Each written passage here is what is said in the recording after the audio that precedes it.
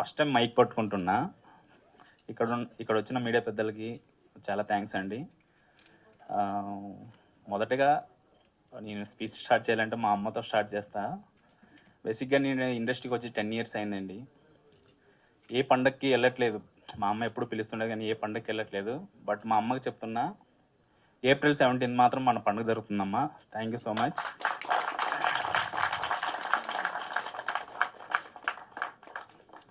ఏదో ఎమోషన్ కాకూడదు అనుకున్నా, బట్ ఎమోషన్ అయిపోతున్నా. కానీ బట్ ఈ సినిమా జర్నీ నాకు చాలా స్పెషల్ అండి. ఈ సినిమా ఎలా స్టార్ట్ అయిందో, ఎలా ఎండింగ్ అయిందో నాకు తెలియట్లేదు. బట్ ఈ సినిమాలో ఉన్న ఆర్టిస్టులందరినీ నేను బేసిక్గా ఏంటంటే, నాటకాలు అంటే నాకు చాలా ఇష్టం. నేను ప్రతి నాటకాలు వెళ్ళి చూస్తూ ఉంటాను.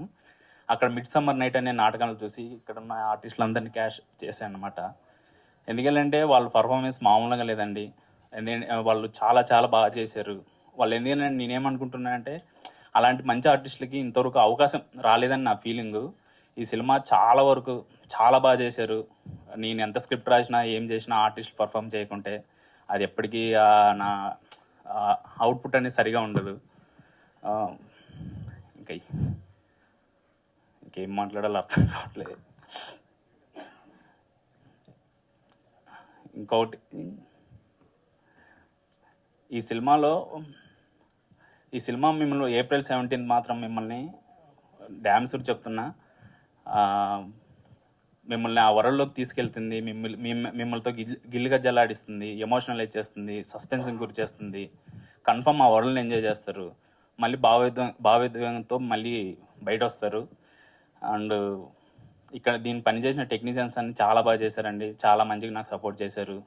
డిఓపి కానీ, మన అక్షయ్, మ్యూజిక్ డైరెక్టర్ వంశీ, సనారే సింగిల్ కార్డ్ రాశాడు.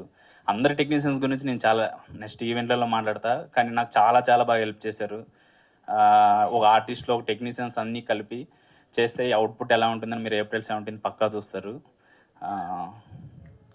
And Kiran sir, thank you so much sir. నన్ను బిలీవ్ చేసి ఈ ప్రాజెక్టు నా చేతుల్లో పెట్టి మంచిగా చేసుకుంటారా అని చెప్పినందుకు thank you so much sir.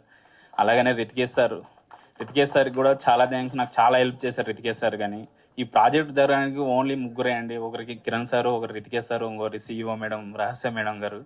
Thank you so much madam. మీకు ఎప్పటికీ నేను రుణపడి ఉన్నాను ఆల్రెడీ నాకు తెలియదు, కానీ ఎప్పటికీ మీ కుటుంబంలో ఒకలా ఉండిపోతా, కన్ఫామ్గా చెప్తున్నా.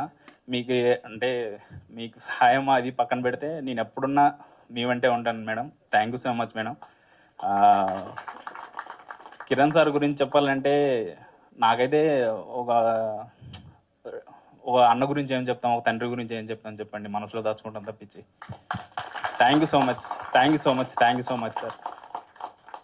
ఇంక నెక్స్ట్ ఈవెంట్లో మాట్లాడతాం మా టీం గురించి, మా జర్నీ గురించి. చాలా ఉన్నాయి, చాలా చాలా బాగున్నాయి. Thank you so much sir.